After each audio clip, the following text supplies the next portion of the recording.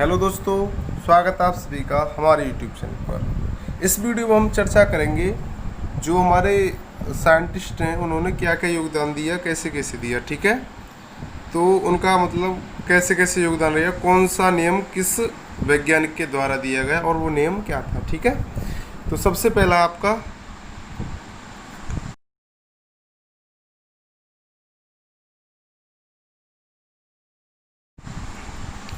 Archimedes. ठीक है जी, Archimedes जी ने क्या किया, उन्होंने दिए उत्प्लावकता का नियम। ठीक है, उत्प्लावकता का नियम क्या होता है, इन्होंने बताया भाई जब कोई वस्तु जल या किसी द्रव में डुबोई जाती है तो उसके भार में कमी आ जाती है। ठीक है, तो वस्तु के भार में यह कमी उसके द्वारा हटाए गए जल के भार के बराबर होती है। ठीक है, जब किसी वस्तु को जल में डुबोएंगे या किसी द्रव में डुबोएंगे तो उसके भार में कमी आ जाएगी, यह बताया आर्किमिडीज जी ने। ठीक है, इसके बाद दूसरे हमारे आए गैलीलियो।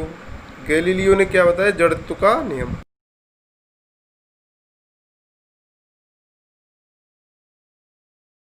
ठीक है, जड़त्व का नियम क्या होता है, यदि कोई वस्तु विराम अवस्था में है तो विराम अवस्था में ही रहेगी, और यदि कोई वस्तु गति अवस्था में है तो गति अवस्था में ही रहेगी जब तक उस पर कोई वाह्य बल न लगाया जाए। ठीक है, और गैलीलियो ने क्या किया, हमारी दूरदर्शी का आविष्कार किया। किसका आविष्कार किया, दूरदर्शी का आविष्कार किया। ठीक है, इसके बाद तीसरे नंबर पे आए हमारे सर आइजक न्यूटन। ठीक है, आइजक न्यूटन ने क्या किया, गुरुत्वाकर्षण का सार्वत्रिक नियम दिया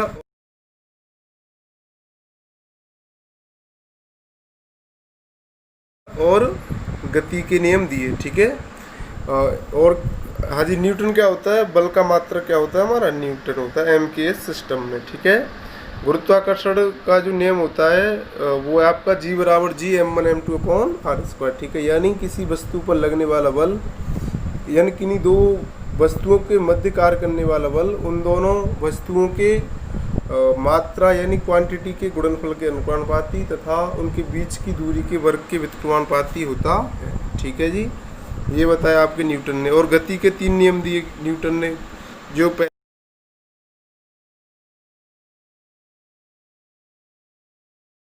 पहला नियम है वो जड़त्व के नियम के जैसा ही है। ठीक है, और दूसरा नियम है वो उससे F=ma सिद्ध होता है, और न्यूटन के तीसरे नियम के अनुसार प्रत्येक क्रिया बराबर तथा विपरीत दिशा में प्रतिक्रिया के बराबर होती है। ठीक है,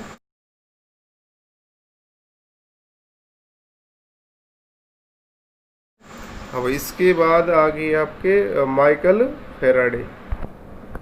माइकल फेराडे इन्होंने क्या किया भाई, विद्युत चुम्बकीय प्रेरण के नियम दिए। इन्होंने क्या किया, विद्युत चुम्बकीय प्रेरण के नियम दिए। ठीक है, विद्युत चुम्बकीय प्रेरण के नियम के अनुसार क्या होता है, E=-d∅v/dt।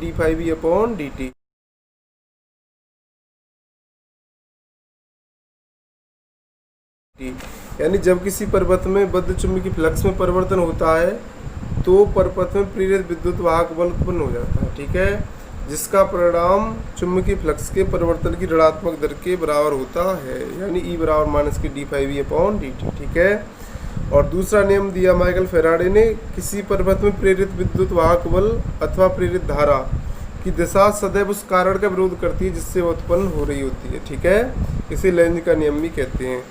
इसके बाद आते हैं आपका एक्स रेज। एक्स रेज की खोज किसने की, W. रोंटगेन। अब एक्स रेज का यूज क्या होता है, एक्सरा जो होता है, यानी किसी मनुष्य की जब कोई हड्डी या पसली टूट जाती है तो उसको चित्रित करने के लिए हम एक्स रेज का प्रयोग करते हैं। ठीक है, और जे थॉमसन ने किसकी खोज की, इलेक्ट्रॉन की खोज की। ठीक है, जगदीश चंद्र बसु ने क्या किया, अति लघु तरंगों की खोज की। ठीक है भाई, इसके बाद है आपके अगले मैडम क्यूरी। मैडम क्यूरी इन्होंने क्या किया, रेडियम की खोज की। रेडियम किससे प्राप्त किया, इन्होंने प्रिंसिपलेट से। ठीक है, और पोलोनियम की खोज की तथा प्राकृतिक रेडियो एक्टिविटी के सिद्धांत को समझाया। ठीक है भाई, तो जो रेडियो एक्टिविटी का सिद्धांत होता है वो क्या होता है,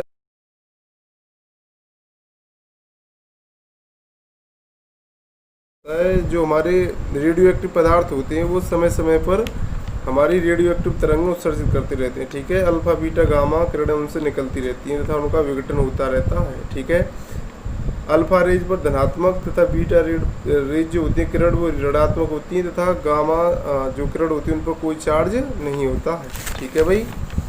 इसके बाद अगला आता है आपका अल्बर्ट आइंस्टीन। इन्होंने क्या दिया, प्रकाश विद्युत के नियम दिए। ठीक है, और आपेक्षिकता का सिद्धांत के बारे में बताया।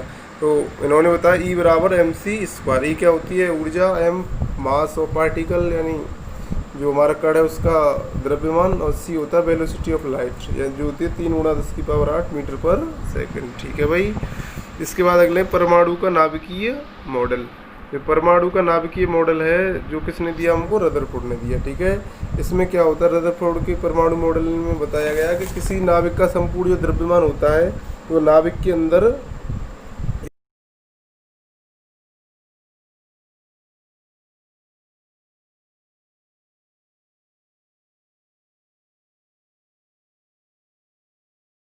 एक सूक्ष्म जगह पर पाया जाता है। ठीक है, जिससे उसको क्या बोलते हैं, परमाणु का नाभिक बोलते हैं। ठीक है, परमाणु के नाभिक में कौन कौन होते हैं, प्रोटॉन न्यूट्रॉन होते हैं। प्रोटॉन पर प्लस चार्ज होता है, न्यूट्रॉन पर कोई चार्ज नहीं होता। तथा इलेक्ट्रॉन क्या करते हैं, इसकी कक्षाओं में चारों ओर चक्कर लगाते रहते हैं। ठीक है, इसके बाद नील बोर ने क्या दिया भाई, हाइड्रोजन परमाणु का क्वांटम मॉडल दिया। हाँ भाई, चंद्रशेखर वेंकट रमन ने क्या किया, अणुओं द्वारा प्रकाश का अप्रत्यास्थ प्रकीर्णन, यानी जो इंद्रधनुष बनता है उसमें क्या होता है, जल की बूंदों के द्वारा प्रकाश का प्रकीर्णन किया जाता है। ठीक है, इसे रमन इफेक्ट भी कहते हैं। अब इसके बाद नेक्स्ट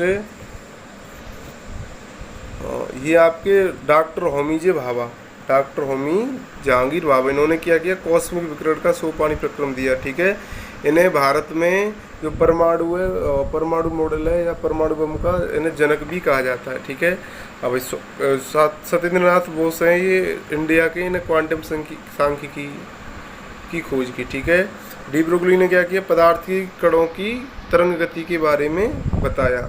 पदार्थ की कणों की तरंग गति के बारे में बताया। इन्होंने बताया कि भाई जो फोटोन होते हैं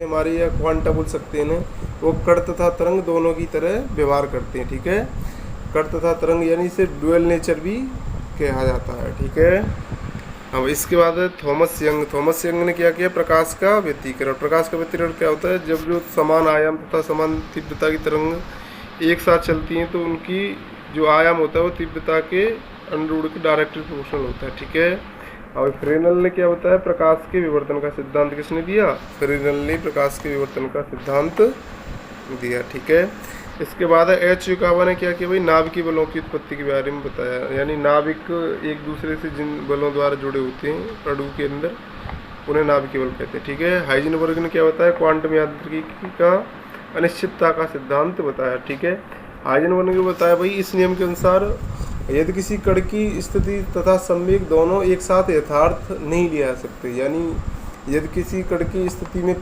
डिफरेंस है तो उसका जो संवेग है वो निश्चित होगा। अगर स्थिति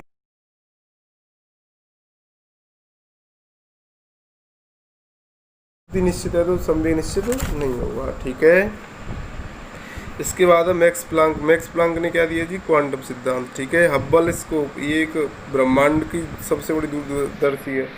इन्होंने बताया ब्रह्मांड का विस्तार के सिद्धांत के बारे में बताया। ठीक है, इसके बाद है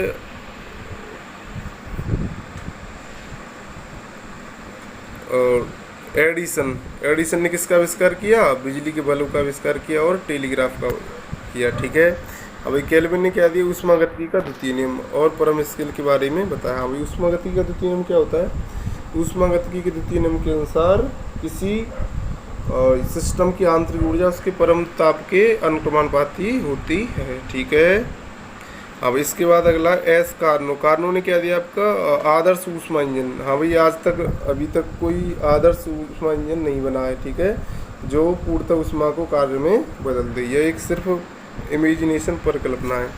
इसके बाद आते हैं आपके मेघनाथ शाह। इन्होंने क्या किया, तापीय आयनन। ठीक है, हाइगेंस प्रकाश की तरंग का सिद्धांत दिया। ठीक है, स्क्रोडिंगर ने क्या किया, स्क्रोडिंगर क्वांटम यांत्रिकी। ठीक है, मार्कोनी ने क्या किया, बेतार का टेलीग्राफी का आविष्कार किया। ठीक है, अब्दुल सलाम ने क्या किया, दुर्बल तथा विद्युत चुम्बकीय अन्योन क्रियाओं का एकीकरण किया, ठीक है। और मेजर तथा लेजर का आविष्कार किसने किया? टी.एच. टाउन्स ने, ठीक है। इसके बाद नेक्स्ट देखते हैं। आइए भाई कुछ इम्पोर्टेंट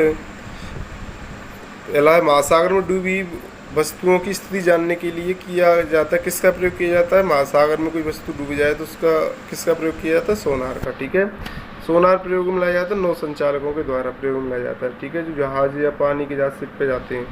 सोनार का उपयोग हम क्या करते हैं? पराश्रव्य तरंगों, पराश्रव्य तरंग कौन सी होती है? जिनकी आवृत्ति 20,000 हर्ट्ज से अधिक होती है, उन्हें पराश्रव्य तरंग कहते हैं, ठीक है। इन्हें हम नहीं सुन सकते।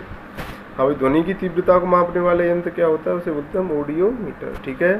एनीमोमीटर से क्या मापन किया जाता है? पवन वेग, जो वायु बहती है उसका वेग किसके द्वारा मापा जाता है? हमारा एनीमोमीटर के द्वारा, ठीक है। इसके बाद आपका बैरोमीटर, एनीमोमीटर, हाइड्रोमीटर तथा विंडेवन में से वायु की गति किससे मापी जाती है? तो वायु की गति किससे मापी जाती है? एनीमोमीटर के द्वारा। हाँ भाई, अमीटर से किसको मापते हैं हम? विद्युत धारा को। टोक्योमीटर से क्या नापते हैं? क्षेत्र, दूरियां, लंबवत, उन्नयन कोण एवं दिशाओं का मापन। टोक्योमीटर क्या होता है? जैसे हवाई जहाज किस स्पीड से चल रहा है तो उसकी गति किससे चलेगी? टोक्योमीटर के द्वारा, ठीक है। इसके बाद नेक्स्ट है आपका भाई पायरोमीटर का उपयोग किसके लिए जाता है? पायरोमीटर होता है उच्च ताप के मापन के लिए पायरोमीटर का उपयोग किया जाता है, ठीक है। इसके बाद ताप विद्युत तापमापी, विकिरण तापमापी, गैस तापमापी तथा द्रव तापमापी। पायरोमीटर क्या होता है? विकिरण तापमापी होता है, ठीक है, जो बहुत उच्च ताप को मापता है। इसके बाद वह थर्मामीटर जो 2000 डिग्री सेल्सियस की मापन हेतु उपयुक्त होता है, तो उसे क्या बोलते हैं हम? पूर्ण विकिरण पायरोमीटर, ठीक है। इसके बाद है बायर हेलियोमीटर का प्रयोग क्या होता है? ये होता है सोलर रेडिएशन को मापने के लिए बायर हेलियोमीटर का प्रयोग किया जाता है, ठीक है। मैनोमीटर क्या होता है भाई? ये गैसों के दाब को मापने के लिए प्रयोग किया जाता है। हमें हाइग्रोमीटर क्या होता है? सापेक्ष आर्द्रता के लिए। स्प्रिंग तुला से क्या मापते हैं? भार, ठीक है। हम इसके बाद जो व्हीकल्स में मीटर लगे होते हैं, ऑडियोमीटर। ऑडियोमीटर क्या होता है? जो वाहन की गति को वाहनों के पहियों द्वारा तय की गई दूरी को मापते हैं कि कितने किलोमीटर पर घंटा की चाल से चल रहा है, ठीक है। ओडोमीटर क्या होते हैं? विद्युत चुम्बकीय तरंगों की आवृत्ति को मापने के लिए। ऑडियोमीटर क्या होते हैं? ध्वनि तीव्रता के मापक युक्ति, ठीक है। हाँ भाई, वायुमंडलीय दाब को मापने के लिए किसका प्रयोग किया जाता है? बैरोमीटर का, ठीक है। साधारणतः बैरोमीटर में किसका उपयोग होता है? पारे का। पारा ऊपर या नीचे गिरता है, ठीक है। और दूध की आपेक्षिक घनत्व किसके द्वारा मापा जाता है? तो ये मापा जाता है आपका लैक्टोमीटर के द्वारा, ठीक है।